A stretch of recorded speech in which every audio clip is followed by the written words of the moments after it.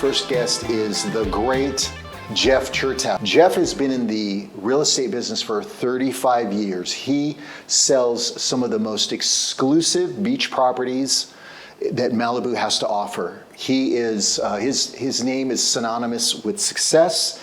We're talking beachfront opulence is what he delivers to his customers. So without any further ado, please help me welcome the great Jeff Chertow. My pleasure. I'm so excited As that you always. had time to do this. I know you're a really busy guy, and I know you have a very short amount of time to be with us today, so we'll just get to it. Good. So the first question I have for you is, what inspired you to become a real estate agent in Malibu? Well, I think it really goes back to I started in my early 20s, and a lot of my thinking was, I'm living on the beach here in Malibu. I never want to drive into town and go to work in town. I want to stay and live and enjoy Malibu 24/7. So I realized how much I loved the beach. I realized how much I loved architecture, and it was a natural thing. And I really enjoy working with people. So all three of those things combined together really pushed me into that field in my 20s. And let me ask you that you've been like a surf addict for quite some time too, right? And where did you come from? I grew up in the San Fernando Valley, Sherman Oaks, Okay. but my parents actually were beach bums. They actually met on the beach at Will Rogers Beach in Santa Monica in the 50s. My dad and mom met at an actual beach party, and so I spent my youth, even though I grew up in the San Fernando Valley, I spent a lot of my youth every weekend. We were at the beach all weekend. My uncle lived in Malibu, my aunt lived in the beach in Santa Monica, so we were all very tied to the ocean. Can you share a memorable success story from your career? Like what's been one of the... Yeah, I mean, there's several of them. I think one of the biggest ones I had was working with a buyer for 6 years who never, as we said, pulled the trigger on anything. But then finally one day, after 6 years of dealing with this great buyer who turned out to be a friend, he finally said, okay, I'm ready to pull the trigger on something. And I think it took him that long to build up a rapport with me and a trust with me, and to also find the right property. So one of the things that I do is I never rush my clients. When it's right for them, it's right for me, and everybody has to feel good about it and not just get a deal done and move on. It's Right. about them, not about me. And how has the Malibu real estate market changed over the years? Now you started in like what, 80? I think I was 80s. reading about... Late 80s, 1987, I got my license. I started in 1988. Malibu was a very dusty, dirty, beach town, not a lot of people out here except for summers. There were a lot of celebrities that lived out here at that time, but everybody kind of kept to themselves, and it has evolved into, a world-class resort town over the years with some of the wealthiest people imaginable in the world that live here and own several homes around the world, and this is one of the places where they have a house. What are the unique challenges that come with selling real estate in Malibu? Oh boy. Yeah, there are lots of challenges. I think understanding really the client's needs when you're dealing with people with, as I mentioned just before, several homes around the world. They know what they want. They don't have time to waste. So you really have to hone in on and listen to what they're telling you. So one of the things I do when a buyer will call me on the phone for the first time, they'll kind of pick out a few properties, and based on what they're picking out, I'll pick out one or two for them to look at that they wouldn't have picked, just to kind of get an idea, something in the realm, but not wasting any time. People that are that successful don't have time to waste, and once they realize you know what you're doing and you're not wasting their time, they tend to stick with you and realize you know what you're doing and you're going to take care of them, and you're only going to call them if the right property comes up, not just to get them in the car and waste their time. How do you stay up to date on the latest real estate trends in Malibu?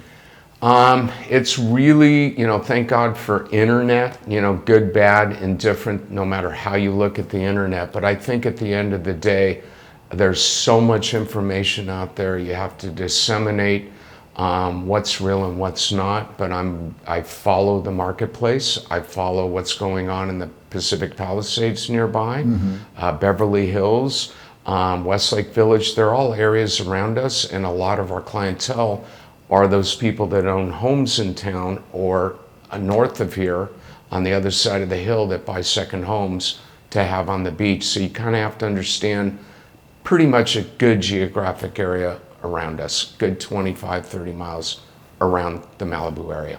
Nice. Now, I remember being at an open house, doing an open house with you, one of your actual listings. Okay. I did an open house for you. And I remember you coming and popping by to kind of check how things were going. But you did this really interesting thing. You had a list with you. It was with the sign-in sheet. But then you also asked the question, you had asked me, there was other agents that were coming in, and you were like, what do you think the price of this house is worth? And you wrote down a number, and then you had all of us write down a number. And then everybody that came through, you had the other agents or brokers that were coming through, you had to write down that number. What was that? What were you trying to gain from that? Well, the purpose of doing something like that is, sellers list their house with you and they trust you, but sometimes there's a difference in pricing. Sellers feel their house is worth X. Me being their agent and trusted agent feel the house should be listed at X. So having that broker's caravan and asking my peers to kind of tell me what you think it should be listed for, what you think it's going to sell for, and having it done anonymously without their names attached to it. At the end of that event, the broker's open. I throw out the highs, I throw out the lows, and I tell my client that. And I said, this is what my peers in Malibu believe your house is worth. And it's generally, as a general course of business, kind of right spot on with what I feel the house should be listed for. It's a really great way for the seller to gain other expert opinions on where they believe their house is going to finally go. That made a big impression on me because I thought, here is this gentleman who's been in the business 35 years, but doesn't have an ego about the real estate market. It is what it is. I'm not going to just shoot and be like, well, I know what's going on and I'm going to, you still are very close to what's going on in the market, what other people's opinion is.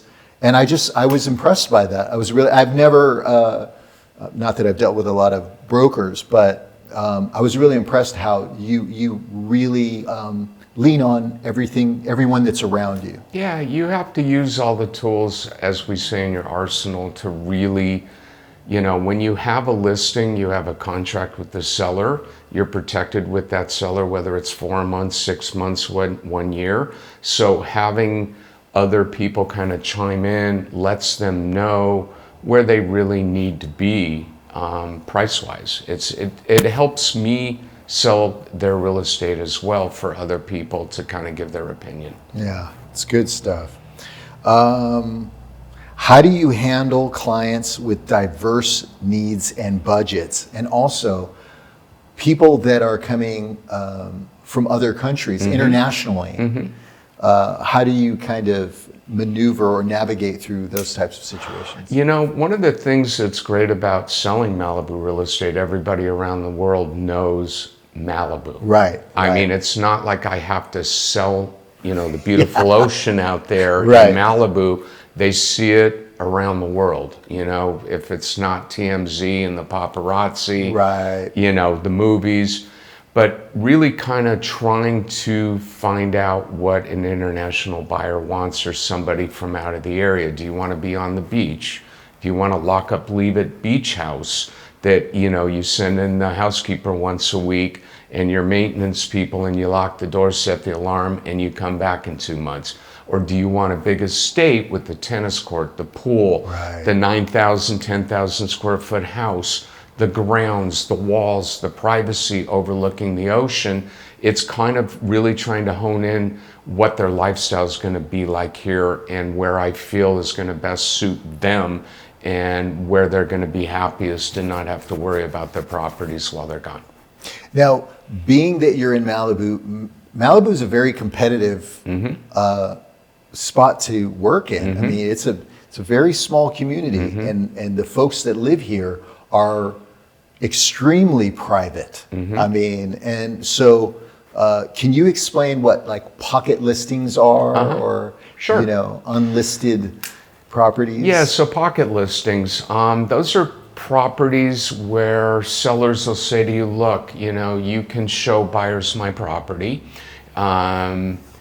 Here's a number that I want. I'm not going to put it out there, meaning they don't want the publicity. They don't want it on the multiple listing service. They don't want it on all the websites. They don't want to advertise. They don't want pictures. Right. But if you bring a buyer, I'll sell it for X. A lot of the high-end clientele will call me on the phone when I'm working with a buyer and say exactly this: don't show me anything that's on the market. I only want to look at stuff that's off the market. Wow. And that is a lot of people at this price point, and I hate to sound, well, I'm not going to sound that way, but I won't say that, but they want something that nobody else can have. They want Gotcha. something unique that nobody else knows about. And I would say 20 to 25% of my business and this town's business is done that way, just putting the parties together. Nice. So your networking abilities are, you know, are pretty deep. Yeah. To make it happen, to bring the two people the Yeah. two parties together. Well, and we all communicate, at least all of us top agents in this town, we feel comfortable communicating, saying, hey, what do you got, or what are you getting?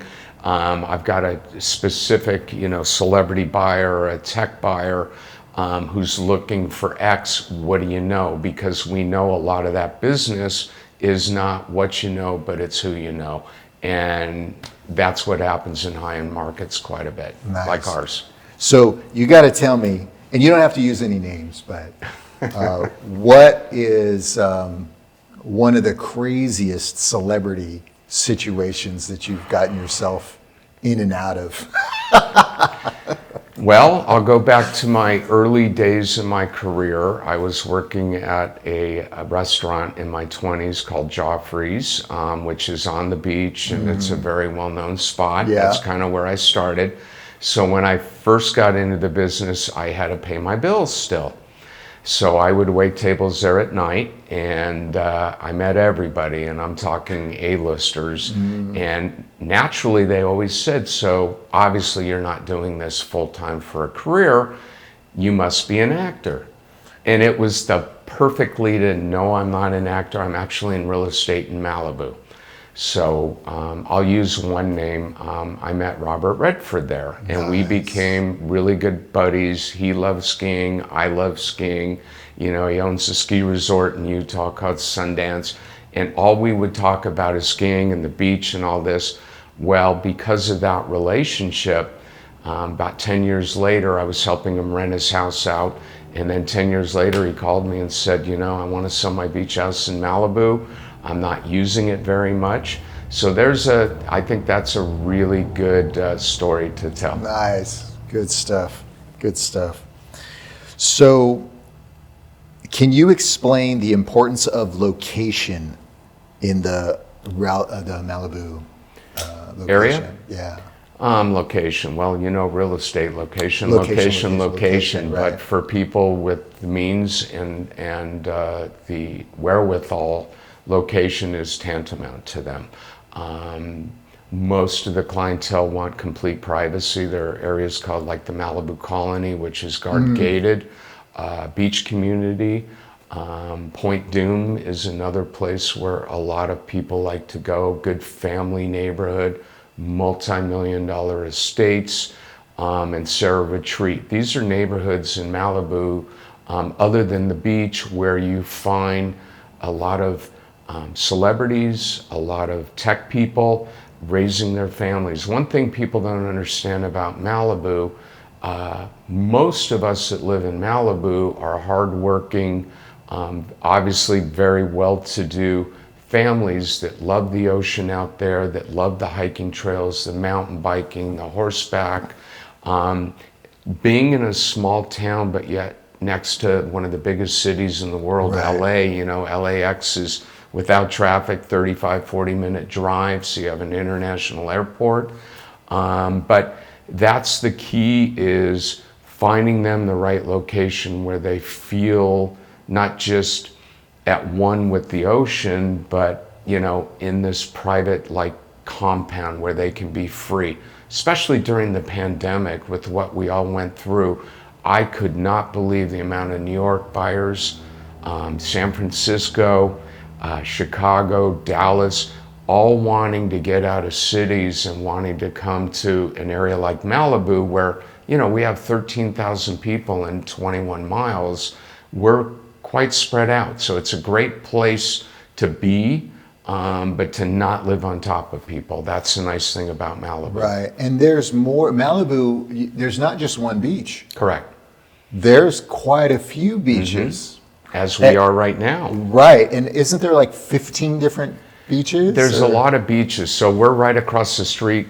This one location that I have right across from Zuma Beach is probably the number one, beach in Malibu that's public. Beautiful sand, lifeguards, has everything to offer. It is packed all summer long. And it's such a deep long sand. Yeah.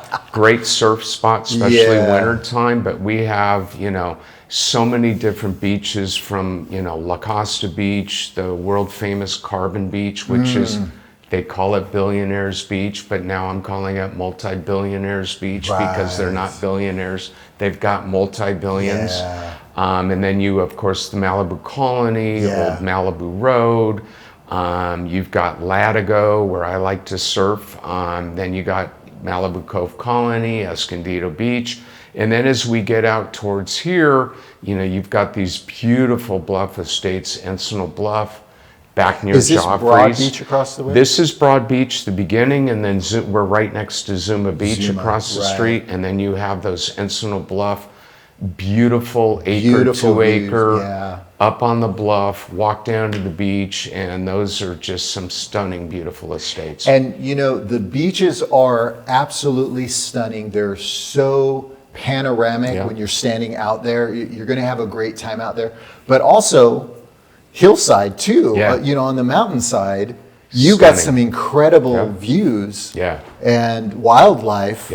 That is just phenomenal. So there's tons of stuff out here. Here's one for you. So, I wanted to ask you about the restaurants. Okay.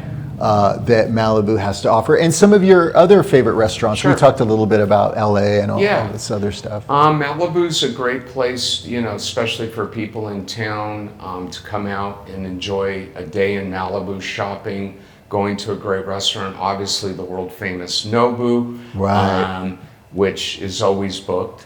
Unless you're an A-list celebrity, then you don't even need a reservation. The Soho Beach Club, which is right next to it, is a great space. You've got Joffrey's, which I mentioned earlier. But there's so many great local restaurants, like Zinke just opened up, which is fabulous. You've got Tradnoy, which is in Malibu Country Mart. There's a lot of really cool local restaurants out here that a lot of the locals go to that are not on the beach. But the food scene out here is pretty cool. And yes, we go into town occasionally and we dine there as well. But Malibu's a really fun place to be. And recently you lost your mom, didn't you? Yeah, and I'm sure that was a couple months ago. And I had lost my mom a few months before then, and it was very difficult. I had moved back to Northern California to do some work on her house, and in the midst of all that, once we finished up, she passed away, and that was a very tough time. But we get through it. What is some of the good memories you got of your mom? Well, I guess going back to my parents are, really the impetus to make me a beach bum, so to speak, because they were. Our vacations together when I was young were always beach vacations. We'd go to Puerto Vallarta, we'd spend our weekends in Malibu. Occasionally we'd go to the desert. My parents were sun worshipers. Hawaii, I mean, that was really, my family has always been involved with the ocean. I have another member of my family who was a very famous surf photographer who also passed, my uncle, who's very well known, made surf movies in the 50s and 60s. Nice. And I see a lot of his photography in a lot of listings and properties that I show around Malibu. But yeah, losing a parent is a hard thing, as you know, you just went through it. Yeah. But in the end, it's a blessing, and the memories are there. It's only been 60 days, but it was funny. I was mentioning to my wife, Deborah, just yesterday, I go, wow, this is going to be the first Thanksgiving and holiday season without my mom. Sure. And my father passed 3 years before that. I wasn't as close, but my mom was very close to, because she lives on the beach down in the marina, or had lived on the beach in the marina. Yeah. Yeah. So, and as for where do you see the Malibu market in the coming weeks, months, year? Like what we're up against with the interest rates? Correct. Where do you see it all going at this point? Well, to be honest with you, interest rates don't really affect our market. It may have a psychological effect, but our clientele, I would say 90% of my deals are cash buyers without getting a loan. They don't deal with the lenders. They write a check basically for the house.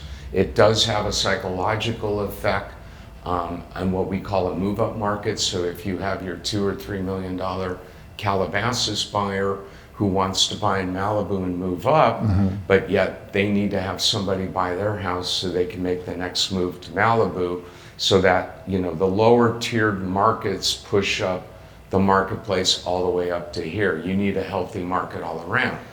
Thank goodness in the last week rates have dropped quite a bit, a half a point. Hopefully that will continue. Malibu, it's almost impossible to get a permit to build anything, remodel. It's a very Why is that? Why is it so difficult? I had a client come through here real quick. I was sitting here. Yeah. He comes through. He's like, I need to find some land that's available, and I want to build something here. I want to build like a. He was talking about building a 6-unit condo complex, and I was like, we could give it a go. We could see what's out there. Why is it so difficult to do that? The zoning, there's not a lot of those properties even zoned for that, but mostly Malibu likes to call itself a slow growth city. I kind of tend to believe that it's more like a no growth city. We are surrounded by parklands. We're surrounded by state beaches. I would say 80% of all of Malibu are owned by the state of California and parklands. There's not much of it left. Right. So they're very restrictive on giving permits out. Getting a permit for a raw piece of land in Malibu can take, they say 2 years, but really 3 to 4 years. I tell my clients, point blank, if you want to build a house in Malibu that doesn't have ready to issue permits, meaning somebody else's dream, then you're probably going to be lucky to be in that house in 5 or 6 years to turn the key. I recommend they go buy a house that they love, then we'll go find the estate parcel or the beachfront parcel, which there's not many. Then they can build that house, but yet they're already here in Malibu living, raising their kids in the local schools and being in this environment. And that's plan B is to build that house and go through that process. Awesome, awesome, awesome. Last question. Sure. So if someone wanted to sell property in Malibu and be in the top 10 agents, what would they do? What would their game plan be? Right? Yeah, I know it's a loaded question. But it is a loaded question. Yeah. I mean, it's a lot of years of hard work. Malibu is a very, very small town. Very As you small, know, yeah. everybody knows everybody. Everybody knows 10 or 15 real estate agents in Malibu. So it's really just like any new business that you start, what you know becomes important down the road. It's who you know is gonna, get you going.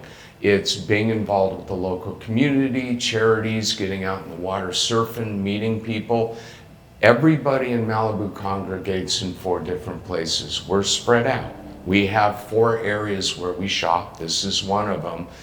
Being visible, raising your kids in the local Malibu schools, and being out there and understanding what's on the market, going on Broker Caravan every Wednesday. I do it. It's my 35th year. Those are so much fun. The food. And think about the real estate that we get to look at. Real estate. I've been on some of the most beautiful, amazing caravans with this gentleman, and it's incredible. The food is always great. Yeah. The houses that you see. I mean, they're right out of the magazines. I mean, it's incredible. Going into a 30, 50, $100 million house. Oh my gosh. Kind of blows your mind. Yeah. But you're right. I mean, to me, that's what I'll tell every new agent is know your stock and trade, which is going out there and seeing what the inventory is and understanding what's out there. So when you get a client who says, hey, I want to buy a beach house for $30 million, you've been in that house. Yeah. You know when they say, this is what I'm looking for. Right. This is what I want. I don't want a fixer. I want a done $30 million beach house. Then you know what you're doing and you've been in it and you line it up for them and you show them what they've asked for. Yeah. And that ties back into another question that you asked earlier is, how do you, and that's what I mentioned earlier, how do you, deal with high-end clients? Listen. Period. Listen to what their wants and needs are. Listen to Stop what their talking wants and listen. And needs are. Great information, great advice. Jeff, you're the greatest. Thanks so much for doing this. I'd do anything for you. Yeah, you're the greatest. So that concludes our first episode ever of the La La Land podcast. La La. La La Land, yes. That's great. Yeah, and so just check in with us. We'll have another one coming up pretty soon. And if you had any questions about Jeff Chertow and Pinnacle Estates properties in Malibu, don't forget to drop a comment and we'll get the information to you. Thank you. Until next time, we'll see you guys.